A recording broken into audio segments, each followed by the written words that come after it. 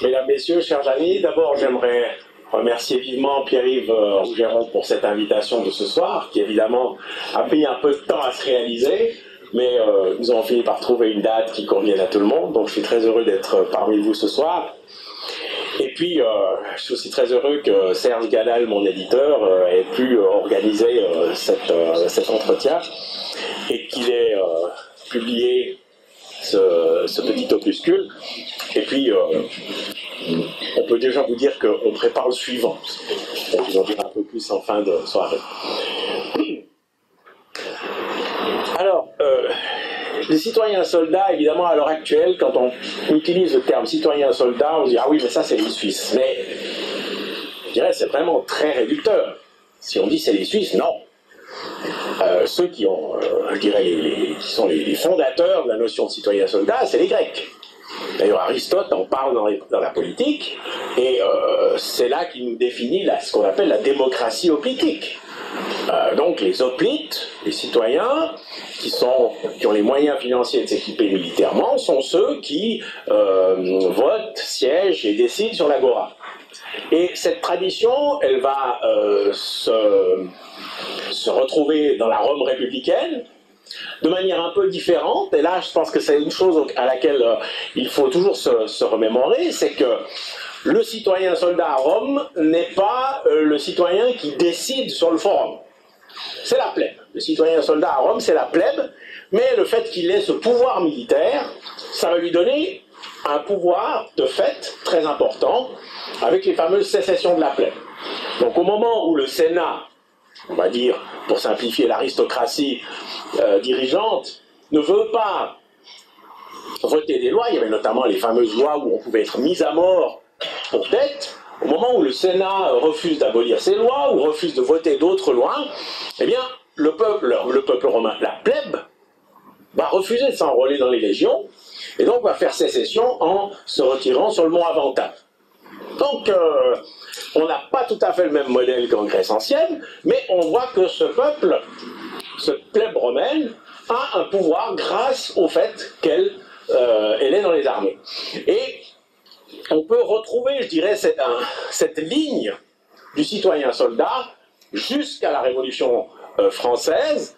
Il y a une période très importante, c'est la période de la Renaissance italienne, qu'on oublie généralement, avec le personnage central de Machiavel, parce que Machiavel, le prince qu'on cite toujours, n'est qu'un petit opuscule dans son œuvre immense, et une de ses grandes idées, c'est la milice, c'est-à-dire le peuple en armes. Et le peuple en armes, il le pense pas tellement à la manière grecque, mais plutôt à la manière romaine. D'ailleurs, il fait souvent référence aux sécessions de la plèbe, etc. Pourquoi? Parce qu'il y a une situation à Florence qui est assez proche de la situation de Rome. On va dire l'élite financière, les grandi, le popolo grasso, eh bien, tient le pouvoir, et Machiavel pense que le popolo minuto, le petit peuple, la plèbe, si on lui donne le pouvoir des armes, eh bien, aura un élément pour se faire entendre, pour obtenir aussi des décisions au niveau de la cité. Donc cette tradition se perpétue. Hein. On a passé de la République romaine à la Renaissance italienne, la période 1400-1500. Donc on voit que c'est déjà une tradition qui est longue. Ce qui est très intéressant dans la situation de la Renaissance italienne, pourquoi est-ce qu'on tombe sur cette notion de citoyen soldat? On n'utilise pas à ce moment-là le terme de citoyen soldat, de citoyen en armes, etc., de citoyen qui défend sa cité. C'est que d'abord, dans cette civilisation, qui est une civilisation urbaine, on ne se reconnaît pas du tout dans la tripartition du monde qui est voulue au nord des Alpes, ceux qui prient, donc la religion, le roi, ceux qui se battent, la chevalerie, et ceux qui travaillent, les paysans, les vilains. C'est une civilisation urbaine, c'est une civilisation d'artisans, de commerçants, de banquiers, et qui, au fond, cumule les fonctions politiques, mais aussi les fonctions militaires, et donc pour eux, il n'y a pas de répartition des rôles. Et donc le citoyen, par définition, c'est celui qui va défendre la cité parce que on a quand même sous les yeux cet exemple des mercenaires, hein, les fameux condottieri, des mercenaires qui peuvent prendre le pouvoir. On raconte une anecdote à cette époque, et comme on le dit en italien, si non è vero è ben trovato, c'est qu'une cité engage un condottiere, donc un mercenaire, pour attaquer la cité voisine, parce qu'ils étaient tout le temps en guerre, les unes contre les autres. Et bon, le condottiere en question gagne et fait tomber la ville voisine. Et donc se pose une grave question au sein de ceux qui l'ont engagé. Qu'est-ce qu'on fait? Parce que maintenant qu'il est un général victorieux, il pourrait prendre le pouvoir. Donc, est-ce qu'on le licencie? Mais dans ce cas-là, il risque de se vexer. En revanche, si on lui fait les honneurs en le laissant rentrer dans la ville, il va prendre le pouvoir. Et là, il y a un petit malin qui va dire, écoutez, on va l'assassiner et on va lui faire une statue.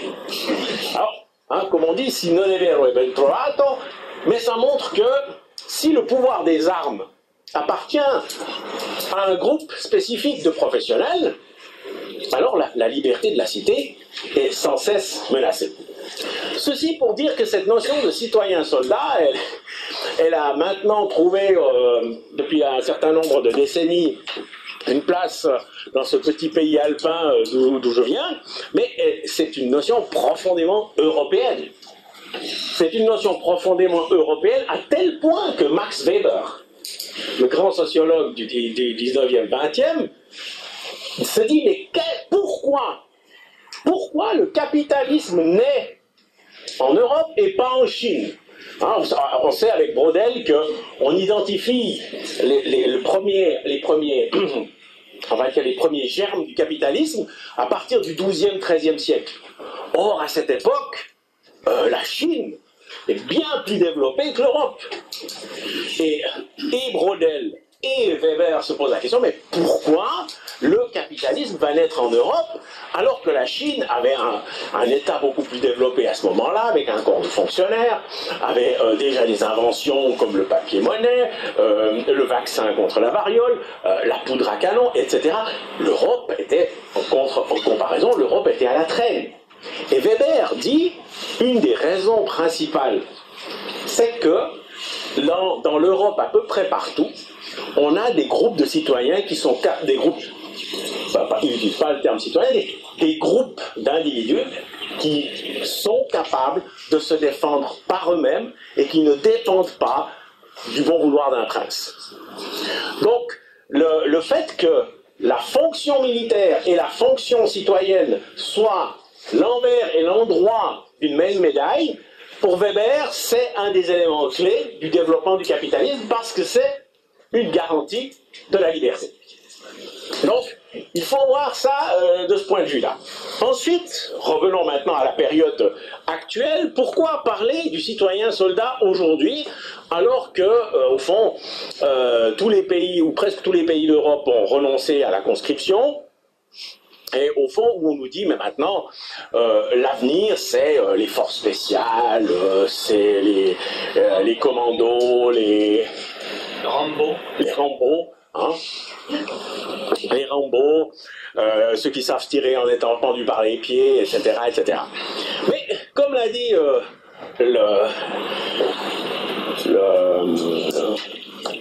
l'animateur de ce cercle, on est entré dans une ère assez nouvelle, où l'adversaire est dans le corps social. Il est dans le corps social. Et donc, c'est plus tellement le fait d'avoir des super combattants, des shadow warriors, des commandos de la mort, de la résurrection ou de la réincarnation qui est important, c'est que le corps social lui-même soit résilient. Je vous donne un exemple qui n'est pas un exemple, français, mais qui est tout à fait significatif. C'est en 2009, vous vous souvenez peut-être de ce fameux extrémiste de droite, terroriste Breivik en Norvège, qui mène à lui tout seul une opération où d'abord il organise un attentat à la bombe à Oslo, de façon à faire diversion, à fixer les forces de police sur Oslo, et lui se rend à ce moment-là à Utøya, c'est une île sur un lac à proximité d'Oslo, et sur cette île d'Utøya se tient le congrès des jeunesses social-démocrates norvégiennes. Il arrive sur cette île et il tire dans le tas. Et il fera, je crois, 90 victimes. Ce qui est intéressant, c'est de voir comment tout ceci se déroule. Alors, quand on entend la fusillade, évidemment, l'alerte est donnée. Les polices locales ont des règles d'engagement en Norvège, et donc elles ne peuvent pas intervenir dans une fusillade. Elles respectent les règles d'engagement et elles appellent les commandos de la mort, de la résurrection ou de la réincarnation, c'est ce qu'on veut, et eux ont besoin de 45 minutes pour être sur place. 45 minutes, pendant ce temps, ils tirent, continuent de tirer. Et on nous parle toujours des armes dangereuses parce que les gens pourraient se suicider, etc. Mais il plonge le canon de son arme dans la bouche des jeunes gens, des jeunes filles, et plus il supplie, plus il les abat froidement. Donc ils n'ont jamais demandé à mourir de cette façon-là. Ça, il faut aussi peut-être y penser. Alors, non seulement il leur faut 45 minutes pour arriver, mais en plus, le bateau qui doit les emmener sur l'île est en panne. Et donc, finalement, ils vont prendre une bonne heure pour intervenir, et quand Breivik va arriver à la police, il pose les armes. Ce qui est intéressant, c'est qu'il y a un touriste allemand qui se trouve sur une toute petite île à côté, et il a loué un petit bungalow pour faire de la pêche. Quand il entend les coups de feu, il prend sa barque, il fonce, et il fait 4 ou 5 allers-retours, et il sauve une vingtaine de personnes. Il agit tout de suite. Donc, du point de vue de la stratégie, on est vraiment dans la logique. Mieux vaut une mauvaise décision à temps, ou une décision imparfaite à temps, qu'une décision parfaite trop tard. Donc la décision parfaite, c'est les forces spéciales. La décision imparfaite, c'est le gars qui, avec sa petite barque, fonce et fait les allers-retours et sauve une vingtaine de personnes. Donc, on voit bien qu'on est confronté à un tout autre adversaire. On est confronté à un tout autre adversaire qui remet en question, au fond, les grandes distinctions. Les grandes distinctions amis-ennemis, extérieur-intérieur. L'État, que ce soit la France, la Suisse, la Grande-Bretagne, la Belgique, l'État est fondé sur l'idée que l'ennemi est à l'extérieur et que l'ami est à l'intérieur. Or, cette distinction fondatrice de l'État et de la nation, aujourd'hui, elle vole en éclats. Et donc c'est pour ça que la notion de citoyen-soldat est particulièrement importante, parce qu'elle nous permet de travailler, de mon point de vue, sur cette interface armée-cité. Elle nous permet de travailler sur cette interface armée-cité. Et ça, c'est l'élément essentiel. C'est là qu'on doit repenser. Si on continue d'avoir une division des fonctions entre ceux qui travaillent, nous, et ceux qui nous protègent, armée et police, on aura toujours un coup de retard dans cette situation-là. On aura toujours un coup de retard. En revanche, je suis relativement convaincu que ce soit avec Breivik, que ce soit au Bataclan, que ce soit à Londres ou ailleurs, une ou deux personnes armées dans la salle sur l'île d'Utøya ou ailleurs auraient fait la différence. Parce qu'on a affaire à des gens qui ont un courage démesuré face à des gens désarmés. Mais on n'a pas affaire à un adversaire qui est prêt à en affronter un autre. Donc, mais on ne peut pas non plus entrer dans un système de Far West où on va régler nos comptes dans l'allée principale de la ville à coups de revolver. Mais en revanche, la notion de citoyen-soldat, elle, est une notion non seulement historique, culturelle, mais c'est une notion politique. C'est un élément essentiel de la démocratie. Et ceci à gauche comme à droite. Parce que, n'oublions pas Jean Jaurès et l'armée nouvelle. Jean Jaurès et l'armée nouvelle, c'est le citoyen-soldat au cœur de la cité. Et en ce sens-là, il n'en fait pas seulement un outil militaire, mais il en fait aussi un outil de transmission des valeurs, de transmission d'une vision de la société, d'un projet de société.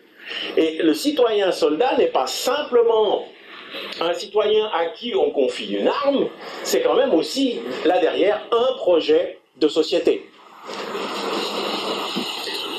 Alors, citoyen soldat, guerre moléculaire, et puis j'ai mis 2.0.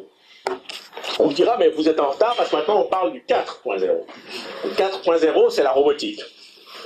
2.0, c'est le web, mais le web où on n'est pas simplement là pour consommer, mais on est là aussi pour travailler et penser ensemble. Ça, c'est l'avantage du web 2.0. C'est qu'on n'est plus seulement consommateur d'informations, mais on peut soi-même devenir acteur. Donc c'est pour ça que j'ai utilisé ce terme 2.0, et aussi parce que, évidemment, on fait toujours la guerre comme on produit les richesses. Donc à l'âge de l'information, on est au 2.0. Et la notion de guerre moléculaire, la notion complète, c'est guerre civile moléculaire. Et elle a été développée par un essayiste allemand qui s'appelle Hans Magnus Enzensberger, qui a écrit un livre traduit en français, Vue sur la guerre civile. Et qui l'a écrit en 1995. Donc, hein, il y a une certaine pré-science de ce qui allait arriver. Et au fond, il dit, bah voilà, c'est ça. Hein, on est dans cette situation où l'adversaire, il peut être dans le wagon de métro, il peut être au coin de la rue, etc. Et il utilise cette notion de guerre civile moléculaire pour dire, voilà, civile, ça se déroule au sein de la société, mais moléculaire, c'est plus, hein, comme pendant les guerres de religion, les catholiques contre les protestants, aux États-Unis, le Nord contre le Sud, etc., les Bleus contre les Blancs, etc., etc. Non, c'est moléculaire, c'est-à-dire que c'est à notre niveau, au coin de la rue, sur la terrasse, un peu n'importe où. Et donc cette notion, elle est, à mon avis, très importante, parce que Enzensberger, il donne trois caractéristiques de ce qu'il appelle la guerre civile moléculaire. D'abord, c'est une violence anarchique. Deuxièmement, elle est plutôt le fait d'une certaine frange de la jeunesse. Et troisièmement, il dit que c'est une forme de privatisation de la terreur. Et là, je retombe sur la notion de citoyen-soldat. Pourquoi ? Parce que si on dit que c'est une privatisation de la terreur, donc moi j'aime bien l'expression, ça veut dire que l'équilibre de la terreur a changé de niveau.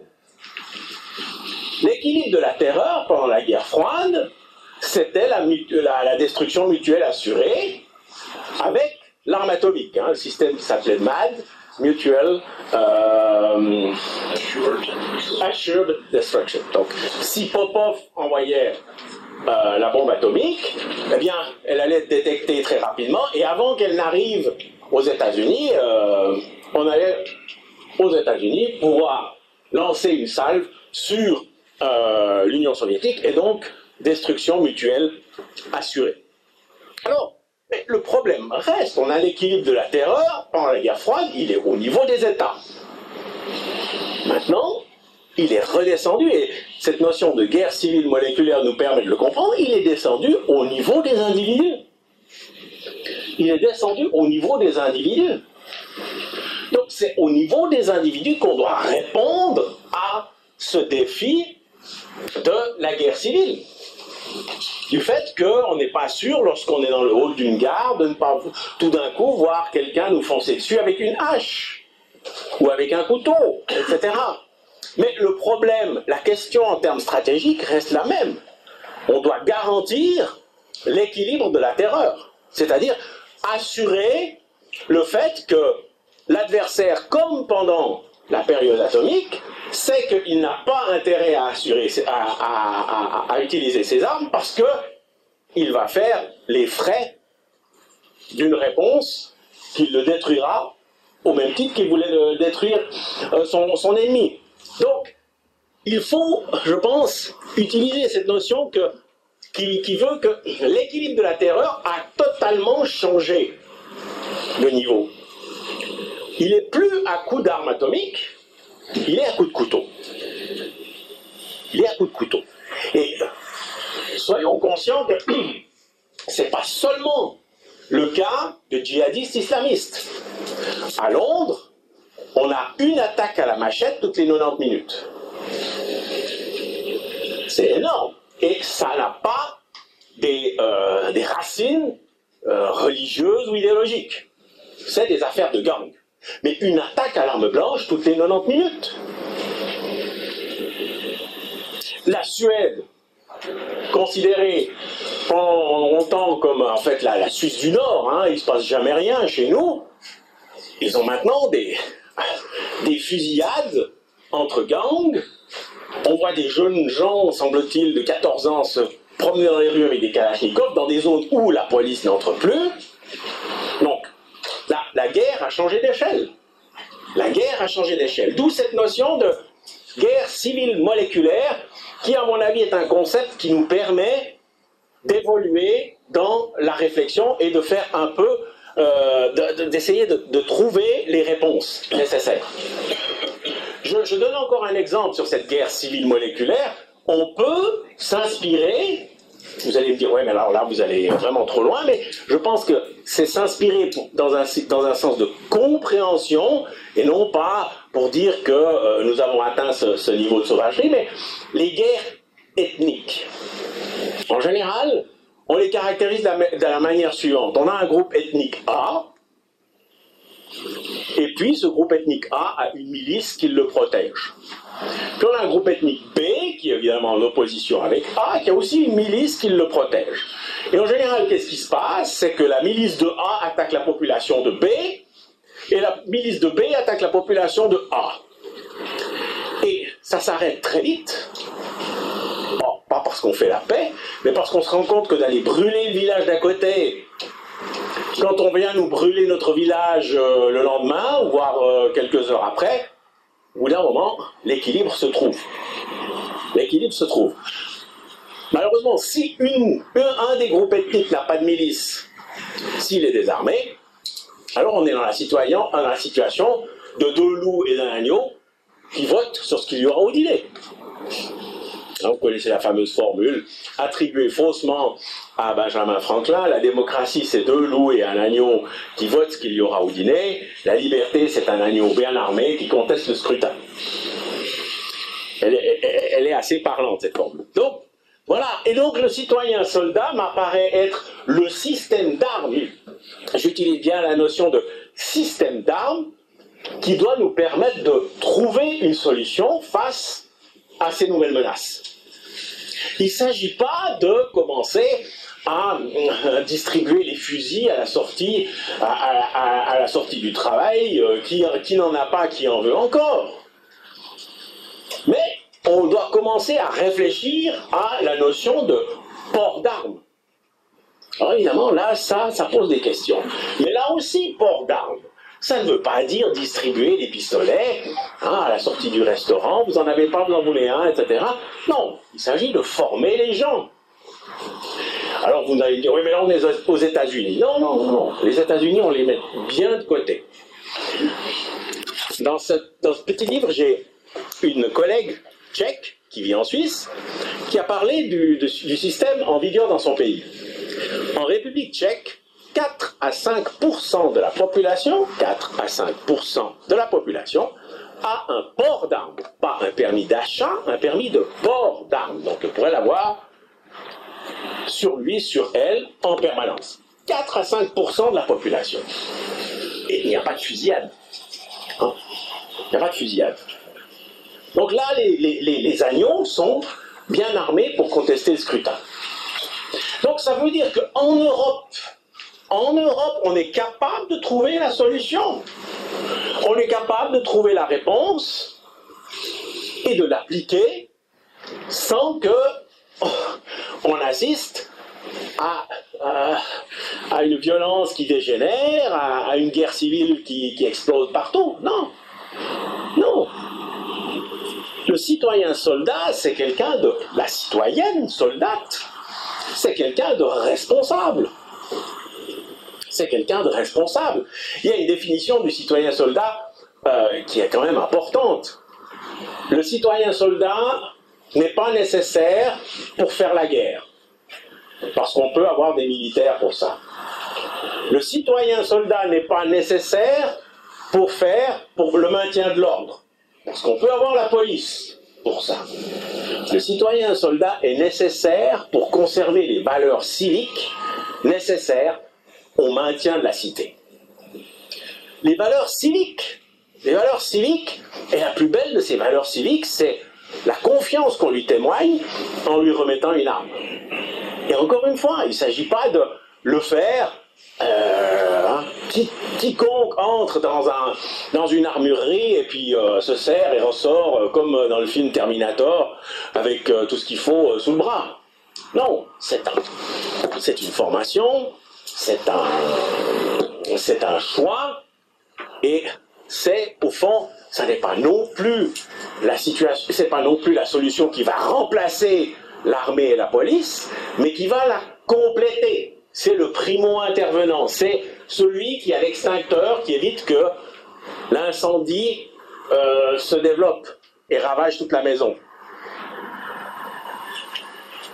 En Suisse, pays de montagne, on dit oui, au moment où une avalanche démarre, vous mettez en face 10 chasse-neige, vous l'arrêtez.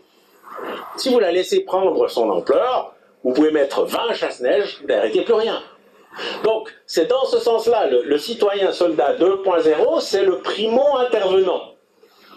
C'est le primo-intervenant qui va éviter que le sinistre ne dégénère complètement. 2.0, et j'ai utilisé la comparaison, white hat, black hat. Hein? En informatique, chapeau noir, chapeau blanc. Chapeau noir, c'est le mauvais hacker, c'est celui qui veut pirater votre système pour vous voler vos données, pour vider votre compte en banque, etc., etc. Et le white hat, c'est le gentil hacker, c'est celui qu'on invite pour dire testez voir notre système de sécurité et regardez si vous pouvez y entrer. Alors le citoyen soldat à l'heure actuelle, c'est un white hat. C'est un élément aléatoire qui permet de conserver une sécurité minimale. Parce qu'à chaque fois qu'on a désarmé les populations, à chaque fois ça a été la catastrophe. Je ne parle pas des désarmements dans les dictatures, hein, on n'est pas dans ce contexte-là. Mais prenons l'exemple de la Grande-Bretagne. La Grande-Bretagne, je viens de vous dire, donc on a une attaque à la machette toutes les 90 minutes. Il y a, semble-t-il, aussi depuis 2 ans une explosion des viols. En Grande-Bretagne, dans les années 90, suite à une tragique affaire de fusillade dans une école, on a décidé de supprimer toute possibilité pour les citoyens d'avoir une arme. Donc, la Grande-Bretagne, en ce sens-là, elle est bien plus en avance que l'Union européenne avec sa directive. Alors, depuis, la criminalité a explosé. Depuis, le marché noir a explosé, parce qu'en Grande-Bretagne rentrent dans le pays par année 6 millions d'armes par des voies illégales. Et ça n'a rien empêché. Au contraire. Ça n'a rien empêché. Donc, cette notion de citoyen-soldat, il faut essayer de la retravailler en fonction de la menace. On n'est plus, on n'est pas dans la situation de l'Athènes hoplitique qui va faire la guerre à la cité d'à côté.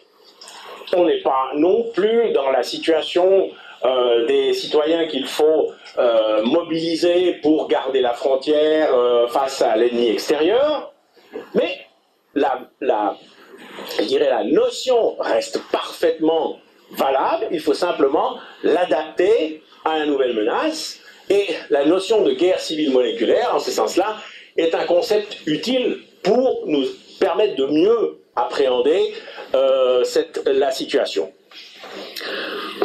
2.0, on n'est pas obligé de parler de 2.0, mais 2.0, ça veut dire qu'on n'a plus besoin d'un organigramme. Ça, c'est une chose que nous, en Europe, n'avons pas vraiment assimilé. En revanche, Daesh et les autres l'ont très bien compris. La société de l'information, c'est pas la technologie. C'est pas le iPhone 4, 5, 6, 7, 8G. Moi, je suis toujours en retard. Hein. Mes enfants me disent que je suis un peu un troglodyte de ce côté-là. Mais enfin, c'est pas la technologie. La véritable transformation que nous apporte la société de l'information, c'est que désormais, c'est l'idée qui prime l'organigramme. En économie et en commerce, ils ont commencé à comprendre. Parce que, évidemment, le commerce fonctionne de cette manière-là. Mais je vous donne un exemple. C'est la fameuse théorie de la longue traîne. Avant l'arrivée d'Internet, etc., une entreprise faisait 80% de son chiffre d'affaires avec 20% de son catalogue. C'était les 20 produits phares et les 20 produits qui étaient, disons, diffusés par le service de vente. Avec l'arrivée d'Internet, avec la vente en ligne, avec le système, ce ratio a complètement changé et maintenant c'est 80-80. 80% du chiffre d'affaires avec 80% du catalogue, parce que tout objet finit par trouver preneur, parce qu'il n'y a plus besoin d'un service de vente, parce que tout le monde va aller sur le net chercher ce dont il a besoin. Donc on a un aplatissement des hiérarchies. On a un aplatissement des hiérarchies, et ça c'est la première chose. Et la deuxième chose, c'est que c'est l'idée désormais qui commande. Avant de penser aux citoyens soldats, à son port d'armes, etc., rappelons-nous une chose. Face à la fameuse formule « l'Occident est décadent et seul l'islam peut le régénérer », on n'a jamais, jusqu'à maintenant, apporté une réponse. Pour moi, la réponse serait claire, c'est la liberté. Mais on ne l'apporte pas, cette réponse. On n'a pas une formule qui permet de contrer cette phrase « l'Occident sans Dieu, décadent, seul l'islam peut le régénérer ». Or, ça recrute du monde. Ça recrute du monde.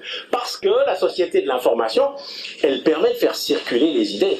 Elle permet de faire circuler les idées auprès de gens que vous ne connaissez pas, mais qui se posent des questions et qui vont tout d'un coup retrouver là les réponses aux questions qu'ils se posent. Or, nous raisonnons encore, nous occidentaux, raisonnons encore sur la société de l'information en termes de technologie, en termes de vitesse de processeur, en termes de capacité.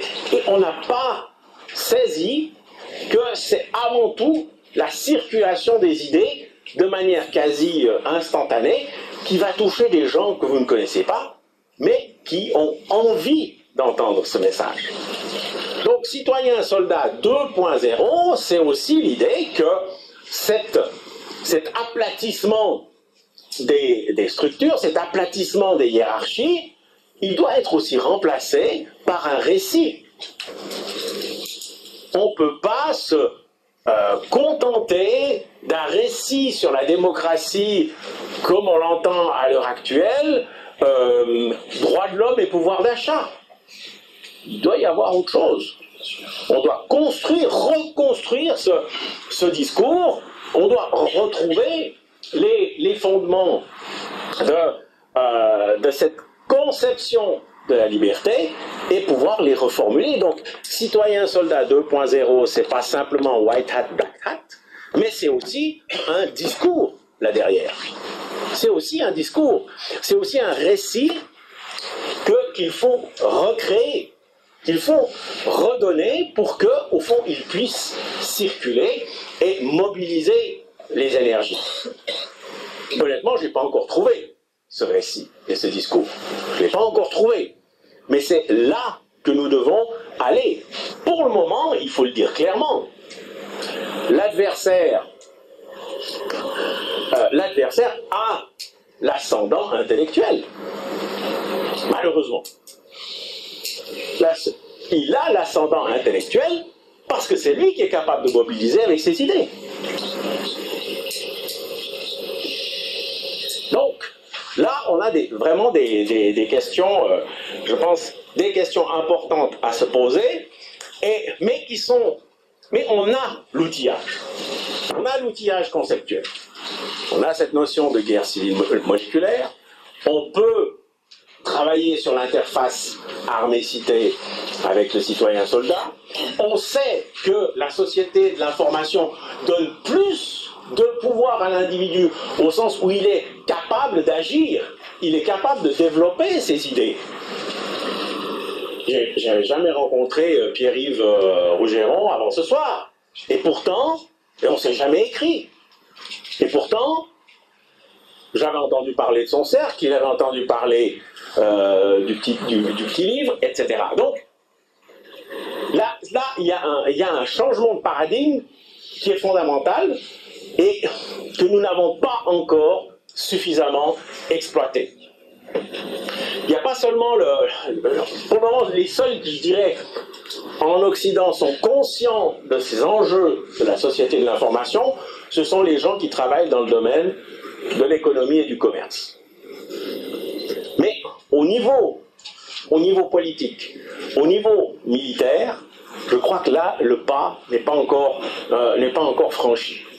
Je vous donne un exemple tout à fait personnel.